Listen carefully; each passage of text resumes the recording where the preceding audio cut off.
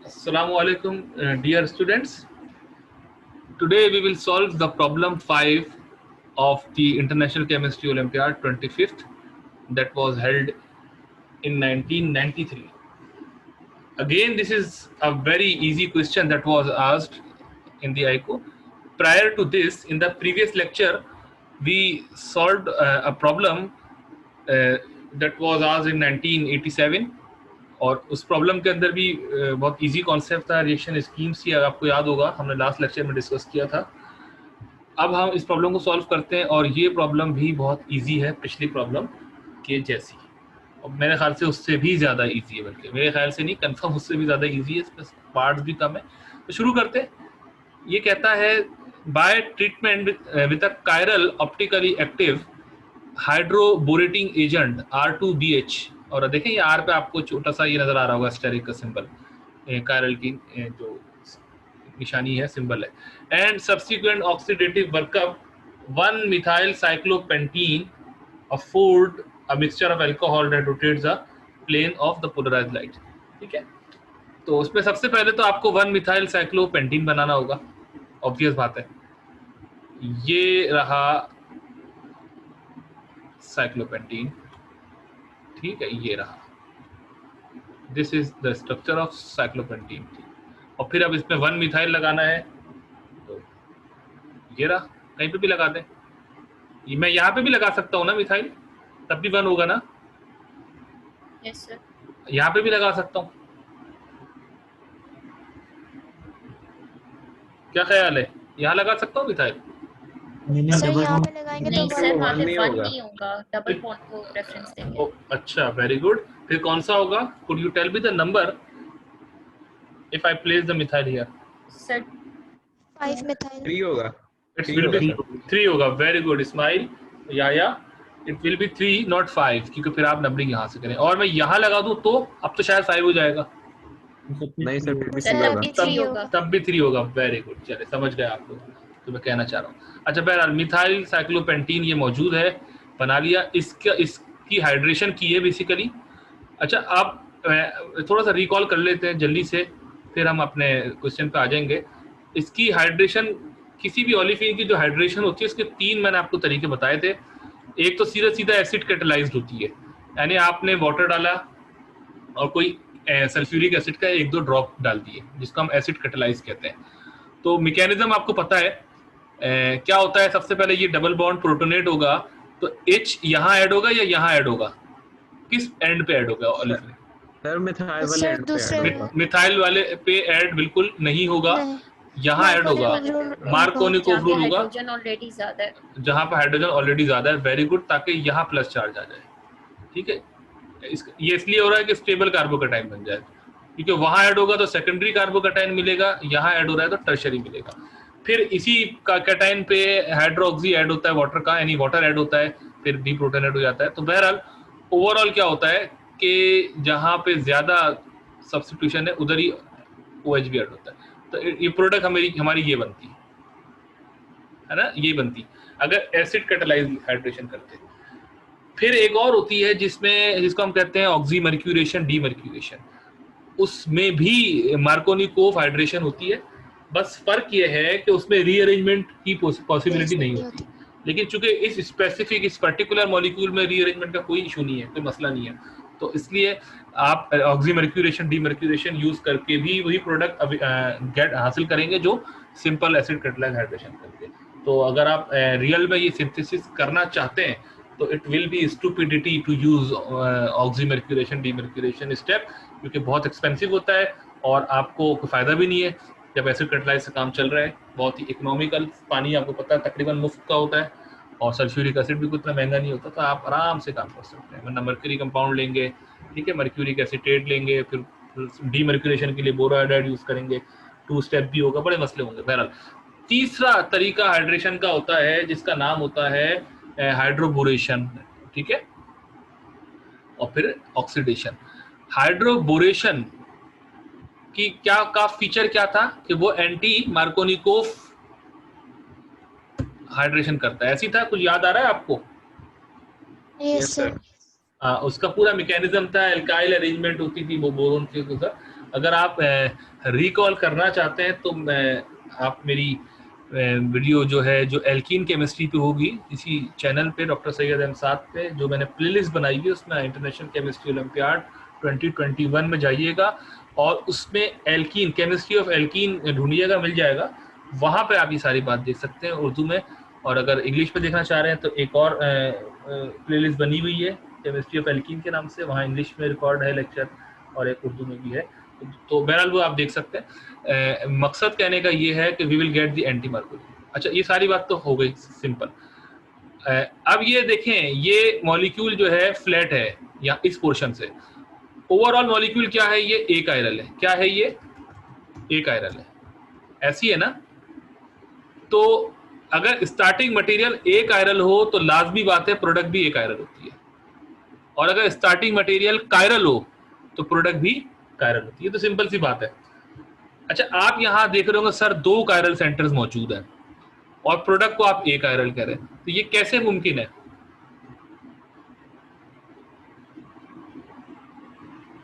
ये mesomeric compound है। बिल्कुल भी नहीं। मीजोमेरिक कंपाउंड के लिए दोनों ग्रुप का सेम होना मैंडेटरी है, इंपॉर्टेंट शर्त है, जब भी तो प्लेन ऑफ सिमेट्री आप गुजारते। ठीक है, मैं इसीलिए मैंने आपसे क्वेश्चन किया था क्योंकि मुझे लग रहा था आप मीजोमेरिक इफेक्ट बोलेंगे। मतलब आप ये कहना चाह रहे हैं सर, ये देखें, ये बात ये है कि ये प्लेन अगर आप ये गुजारना चाह रहे हैं, क्योंकि यही होता है ना मीजोमेरिक कंपाउंड कि प्लेन ऑफ सिमेट्री मौजूद होती है और कायरल सेंटर भी होते हैं। तो ये इसमें प्लेन ऑफ सिमेट्री तो नहीं है। एग्जैक्टली नहीं है, क्योंकि एक तरफ मिथाइल है, एक तरफ हाइड्रोक्सी है, तो इसीलिए ये कंपाउंड मीजोमेरिक नहीं हो सकता। मीजोमेरिक वो होता है जिसमें ग्रुप सेम होते दोनों कायरल सेंटर्स पे। तो फिर भी एक आयरल है, तो फिर अब क्या करें? कैसे हो सकता है? कंपाउंड एक आयरल या तो मीजोमर होने की सूरत में होता है, या दूसरी पॉसिबिलिटी है कि इनेंशियोमेरिक फॉर्म में मौजूद है, मिक्सचर है इनेंशियोमर का, यानी जिसको हम 2 इनेंशियोमर्स मौजूद है इक्वल अमाउंट में, जिसको हम रेसिमिक मिक्सचर कहते हैं। तो ये बेसिकली जब आप इस साइक्लोपेंटीन की हाइड्रेशन करेंगे एंटी मार्कोनी को, तो आपको ये वाला इनेंशियोमर मिलेगा जो कि कायरल है, ये कायरल है, और ये वाला इनेंशियोमर मिलेगा, ये भी कायरल है। लेकिन चूंकि ये अपोजिट कॉन्फ़िगरेशन के, तो इसलिए दोनों एक दूसरे के इफेक्ट को नलीफाई कर देंगे और ओवरऑल आपको जो मिक्सचर मिलेगा वो एक आयरल होगा। तो ये achiral is not because of mesomer but because of racemic mixture. Have you got me? आपको बात समझ में आ गई? ठीक है, कोई क्यूरी है तो पूछ लें। नहीं है क्यूरी, गुड। अच्छा, अब अगर मैं जब हाइड्रोबोरेशन कर रहा हूं, उस हाइड्रोबोरेटिंग एजेंट में कोई कायरलिटी में लेकर आ जाऊं, यानी मैं ऐसा हाइड्रोबोरेटिंग एजेंट इस्तेमाल करूं जो कि कायरल हो, जैसे कि उन्होंने कहा है, आप इनका क्वेश्चन पढ़ें, by treatment with a chiral optically active hydroborating agent. तो उस सूरत में हमें प्रोडक्ट कायरल मिलेगी, क्योंकि आपने एक कायरलिटी तो लेकर आ गए ना आप, चाहे वो बोरेटिंग एजेंट भी लेकर आए। लेकिन फिर भी वही बात, कौन सा वाला पर्टिकुलर एंशियोमर मिलेगा वो हमें नहीं पता, क्योंकि हमें उन्होंने स्ट्रक्चर ही नहीं बताया उस हाइड्रोबोरेटिंग एजेंट का, या उसकी कायरलिटी भी नहीं बताई है। लेकिन फिर एक बात तय हो जाएगी कि आपको मिलेगा वो कायरल। अच्छा खैर, अब क्वेश्चन पढ़ते हैं। ये कह रहे हैं जब आपने इसको वो कर दिया, हाइड्रेट कर दिया एंटी मार्कोनिको रूल के मुताबिक, तो आपको मिक्सचर ऑफ एल्कोहल मिली है जो कि प्लेन ऑफ पोलराइज्ड लाइट को रोटेट कर देगी, यानी ऐसा मिक्सचर है जो कि कायरल है, यानी रेसिमिक नहीं होगा। तो इसका मतलब है जब मैं इस साइक्लोपेंटीन को हाइड्रेट करूंगा तो क्या मुझे ये मिक्सचर मिलेगा? यस और नो? नहीं मिलेगा। वेरी गुड, क्योंकि ये मिक्सचर तो रेसिमिक की तरफ ले जाएगा हमें, ये मिक्सचर तो नहीं मिल सकता। तो फिर कौन सा मिक्सचर मिलेगा? क्या ये पॉसिबल है? जी सर, ये हो सकता है, तभी फिर हो सकता है, तभी फिर कायरल होगा ना सर। हाँ, अब लेकिन मेरी बात सुने, पहले तो आप इसका मैकेनिज्म रिकॉल करें। हाइड्रोबोरेशन में जो OH और H आता है वो एक ही साइड से डिलीवर होता है, सेम साइड से, जिसको सिन अटैक कहते हैं, SYN, सिन अटैक, यानी सेम साइड से जो दो sp2 कार्बन है एडजेसेंट, उन पे डिलीवरी आती है H की और OH की। अब वो ऊपर से आए या नीचे से आए, लेकिन आएगी सेम साइड से। तो अब मैंने पहली प्रोडक्ट के मुताबिक मैं OH ऊपर से लाया हूँ, है ना, तो OH ऊपर से आएगा तो H भी ऊपर से आएगा, और अगर H ऊपर से आएगा तो methyl should be behind the plane. मेरी बात समझ में आ रही है? इस पहले मॉलिक्यूल में जो डिलीवरी आई है वाटर की, यानी H और OH की सूरत में, वो अबव द प्लेन आई है, यानी बीटा अटैक है इस पिक्चर के मुताबिक। बीटा मतलब अबव द प्लेन। अच्छा, दूसरी पॉसिबिलिटी क्या है कि बिहाइंड द प्लेन हो। अच्छा, बिहाइंड द प्लेन अगर, हाँ, बिहाइंड द अगर प्लेन होती है तो क्या होगा, OH को मैं बिहाइंड कर दूंगा तो H भी बिहाइंड होगा, ठीक है, तो मिथाइल अबव हो जाएगा। तो तब ये कॉम्बिनेशन सही है, तब ये कॉम्बिनेशन सही हो जाएगा, ठीक है। अच्छा, अब हाँ, अब एक इशू है, लेकिन चूंकि ये जो आपका बोरोन है हाइड्रोबोरेटिंग एजेंट, वो कायरल है, तो इसका मतलब है कि ये दोनों फेज से इक्वल प्रोबेबिलिटी से हाइड्रेट नहीं करवाएगा मॉलिक्यूल को, क्योंकि अगर दोनों फेज से इक्वल प्रोबेबिलिटी से हाइड्रेट होगा मॉलिक्यूल, तो बात घूम के वही आएगी, रेसिमी मिक्सचर बन जाएगा। आप देख सकते हैं ये दोनों मॉलिक्यूल एक दूसरे जो है एक दूसरे के इनएंशियोमर्स हैं, तो ये रेसिमी मिक्सचर हो जाएगा, जबकि ऐसा तो होना नहीं है, ऐसा तो होना नहीं है। फिर हम क्या करें? अब मैं आपसे क्वेश्चन पूछता हूं, अब हम क्या कर सकते हैं?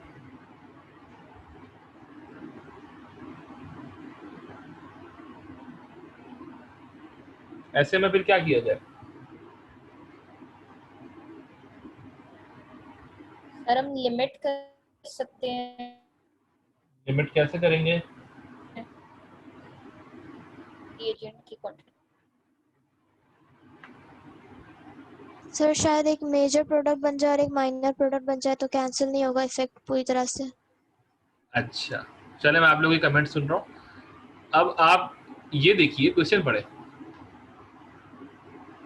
तो आपको समझ में आ जाएगी बात कि ऑप्टिकली एक्टिव हाइड्रोबोरेटिक एजेंट इस्तेमाल किया है तो एक कंपोनेंट मेजर होगा, एक कंपोनेंट माइनर हो जाएगा। जब भी ये पॉसिबल है कि ये दोनों मिला के ओवरऑल कायरल होंगे। तो जिन्होंने स्टूडेंट ने कहा कि सर एक मेजर एक माइनर, बिल्कुल सही कहा है, ठीक है। इसकी वजह से एनएंशियोमेरिक एक्सिस डेवलप होगा इस मिक्सचर के अंदर। बहरहाल चलें, खैर क्वेश्चन हो गया। स्ट्रक्चर हमने बना लिया अल्कोहल के, अब इनकी कॉन्फ़िगरेशन असाइन कर दें, दूसरा पार्ट कर रहे हैं। तो मुझे क्विकली बताइए, पहले ये क्या है, आर है या एस है? ये वाला क्या है? 1 2 3 क्लॉकवाइज है, ये आर है, आर है, आर है, ये लिख दिया आर, ठीक है। इसको मैं स्मॉल भी कर दूं ताकि ये आराम से फिट हो जाए इसके अंदर। ये अभी भी इतना स्मॉल नहीं हुआ है, और स्मॉल करते हैं इसको, 6 साइज करते हैं इसका, ठीक है। अच्छा, ये अगर आर है तो ये यहाँ पे क्या होगा? एस हो जाएगा। एस हो जाएगा, वेरी गुड, शाबाश। अच्छा, अब दूसरा निकालिए, ये वाला, ये सेंटर, मुझे नहीं पता क्या, इसको चेक करते हैं जी, बताइए। सर ऐसे फर्स्ट प्रायोरिटी किसको दिया आपने? फर्स्ट ग्रुप किसको दिया है? हाई, सबसे हाईएस्ट प्रायोरिटी इस वाले को, लेफ्ट को। Sir carbon attach with the oxygen. Very good. Second किसको? इसको, नीचे वाले को। यस सर, नीचे वाले को, थर्ड फिर मिथाइल। तो एंटी क्लॉकवाइज रोटेट कर रहा है, एस हो गया, लेकिन हाइड्रोजन अबव द प्लेन है, बिहाइंड द प्लेन नहीं है, तो आप इसको आर लिखेंगे, आर हो जाएगा। वेरी गुड, शाबाश। तो बस तय हो गया, अगर ये आर है तो फिर ये क्या होगा, दूसरा वाला, या ये एस हो जाएगा। तो ये मिला के अगर दोनों इक्वल अमाउंट में मौजूद है तो बिल्कुल ये रेसिमी मिक्सचर हो जाएगा। लेकिन चूंकि डायहाइड्रोबोरेटिक एजेंट को कायरल लिया है उन्होंने, तो इसलिए एक एनएंशियोमर दूसरे से मेजर होगा, प्रीडोमिनेट करेगा, और कितना एक्सिस होगा उसी चीज को ई कहते हैं, एनएंशियोमेरिक एक्सिस। मतलब जैसे आपने देखा होगा कुछ रिएक्शन में लिखा होता है कि भाई कोई रिएक्शन है उसमें ये वाला एनएंशियोमर 70% ई के साथ प्रोड्यूस हुआ है, 70% एनएंशियोमेरिक एक्सिस के साथ। अगर जैसे चलो 60 कर लेते आसानी के लिए, मैं अगर मिसाल दे रहा हूँ आपको, अगर मैं कहता हूँ कि ये वाला एनएंशियोमर 60% ई है, ये लिखा होता है लिटरेचर में। इससे मतलब बताऊं क्या होता है? इससे मतलब है ये वाला एनएंशियोमर 60% ज्यादा एग्जिस्ट करता है इस एनेंशियमर के मुकाबले में, ठीक है। अच्छा ये तो हो गया, हमने रीड कर लिया। ओवरऑल कितना परसेंट एग्जिस्ट करता है, क्या आप बता सकते हैं मैथमेटिकली? ये एनेंशियमर इस एनेंशियमर से 60% एक्सिस में है, एक ई एनेंशियमर के लिए, एक ई एक्सिस के लिए, एनेंशियोमेरिक एक्सिस। हाँ भाई या इस्माइल, कोई क्लू है कैसे सॉल्व कर सकते हैं इसको, अगर 60% ई लिखा हो?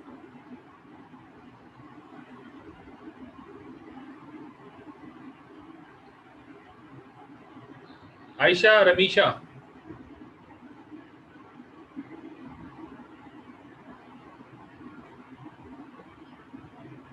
क्विक, हमें लेक्चर खत्म करना है। सर हमें क्या बताना है कि इसकी कितनी अमाउंट प्रेजेंट है? बिल्कुल, इस एनेंशियमर की कितनी अमाउंट है, इस एनेंशियमर की कितनी अमाउंट है, अगर ये 60%। सर रेसमिक मिक्सचर से रिलेट करेंगे, स्टैंडर्ड रेसमिक मिक्सचर। चले मैं बताता हूँ, आप चारों मौजूद हैं तो मुझे जरा एक दफा बता दें कि हम सुन रहे हैं आपकी बात। जी सर। चले, ये 60% ई है, इसका मतलब है ये 60% ज्यादा है। अब 100 में से 60 माइनस कर दे तो क्या आता है 40, ठीक है।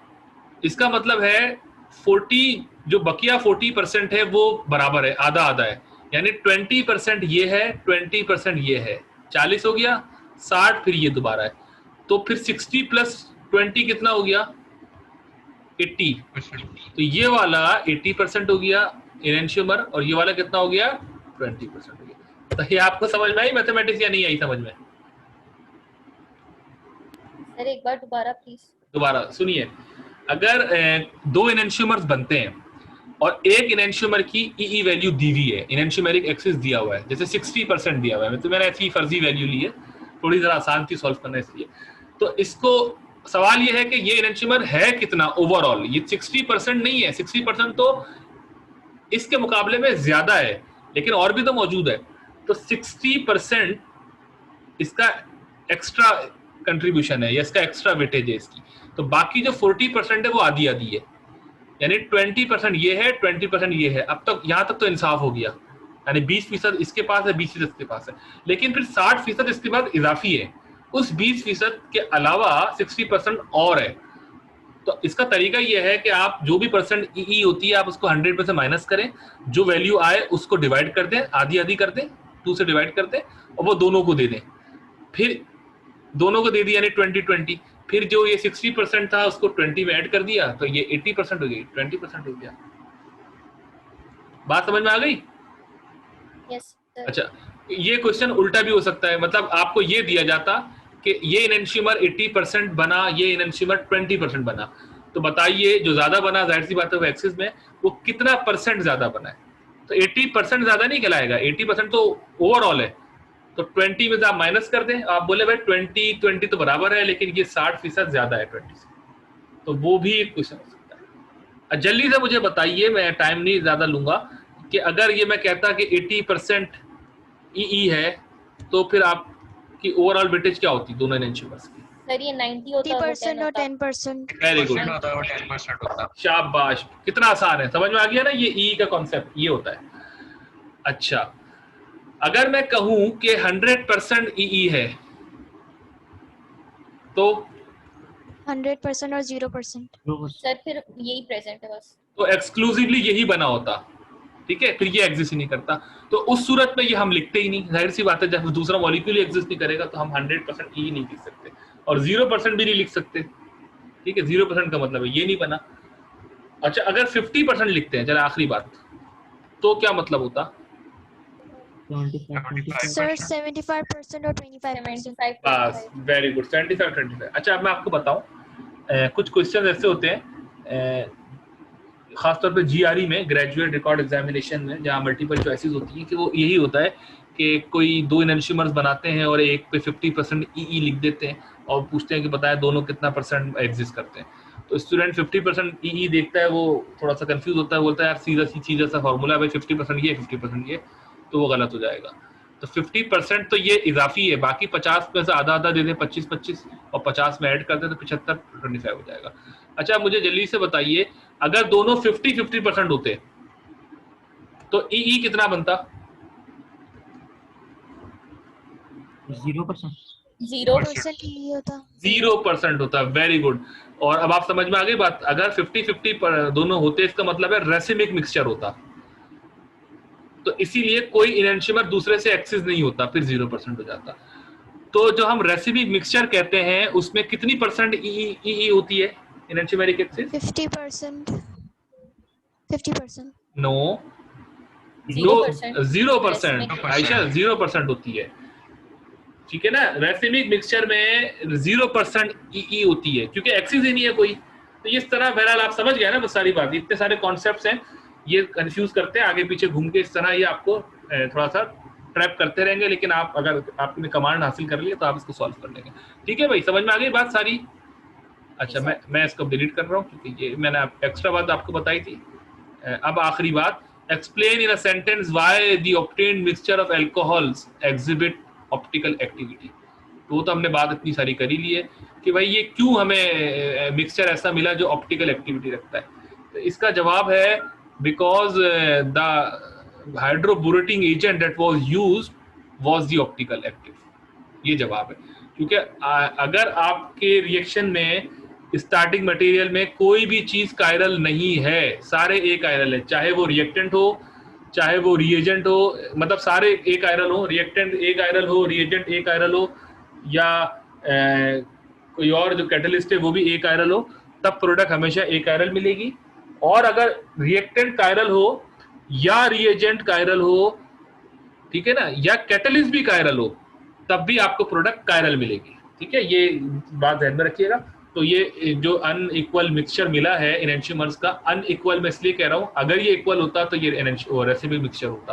तो ये जो अनइक्वल मिक्सचर मिला है, इसकी मिलने की वजह ये है कि जो आपने हाइड्रोबोरेटिक एजेंट इस्तेमाल किया वो कायरल था। अब वो क्या था नहीं बताया इन्होंने हमें, और खैर हमें इतना इंटरेस्ट भी नहीं है जानने में, क्योंकि हमें उससे क्या लेना देना। तो ये क्वेश्चन कंप्लीट हो गया। कोई क्यूरी है आपकी प्रॉब्लम 3 1993 में जो पूछा गया था उससे मुताल्लिक? सर अगर कैटलिस्ट कायरल होगा तो फिर प्रोडक्ट किस तरह से कायरल हो सकता है? प्रोडक्ट कायरल हो रिएक्शन नहीं हो सकता है, क्योंकि कैटलिस्ट जो होता है ना वो कभी ऐसा होता है कि एक फेज को ब्लॉक कर देता है, यानी कोई फ्लैट मॉलिक्यूल है, अब उस पर कोई इलेक्ट्रोफाइल या न्यूक्लियोफाइल आना है, तो जो उसकी डिलीवरी है वो इक्वली प्रोबेबल है ना कि वो किसी फेज से आ जाए। आम हालत में तो यही होता है। लेकिन अगर आप कैटलिस्ट ऐसा लें जो कि किसी एक फेज को हिंडर कर दे बाइंड होकर, तो फिर दूसरा फेज बच जाता है खाली, तो फिर सिलेक्टिविटी जो है ना वो बढ़ जाती है, और फिर वो नीचे से जब मॉलिक्यूल आएगा तो फिर वो वहां से खाली वहीं से आ पाएगा। तो उस सूरत में ये कायरल हो जाता है। भाई आपके ये जो एंजाइम्स होते हैं, एंजाइम्स क्या होते हैं? बायोकैटलिस्ट होते हैं ना, और एंजाइम कायरल भी होते हैं। तो आप सबसे बड़ी एग्जाम्पल तो वही है कि सारे रिएक्शन जो है वो स्टीरियो कंट्रोल्ड रिएक्शन होते हैं एंजाइम केमिस्ट्री के। और इसके अलावा एक रिएक्शन होता है शार्पलेस एसिमेट्रिक डाइहाइड्रोऑक्सिलेशन। मैं सिर्फ नाम लिख रहा हूँ यहाँ पे, अभी मेरे पास टाइम कम है, या अभी मैं ये वीडियो बंद करूंगा फिर आपको बताता हूँ। ठीक है, शार्पलेस डाइहाइड्रोऑक्सिलेशन एसिमेट्रिक सिंथेसिस, ये नाम है इसका। मैं ये आपको बताऊंगा तो वहां पे मैं आपको क्लियर कर दूंगा बात, सिंथेसिस। ठीक है, तो बहरहाल आज इस लेक्चर से मुताल्लिक कोई क्वेश्चन है आपका? यस और नो? नो। ठीक है, तो मैं लेक्चर खत्म करता हूँ, उसके बाद मैं आपको बता देता हूँ ऑफलाइन कि ये एसिमेट्रिक डाइहाइड्रोऑक्सिलेशन क्या होती है। तो ठीक है, अल्लाह हाफिज।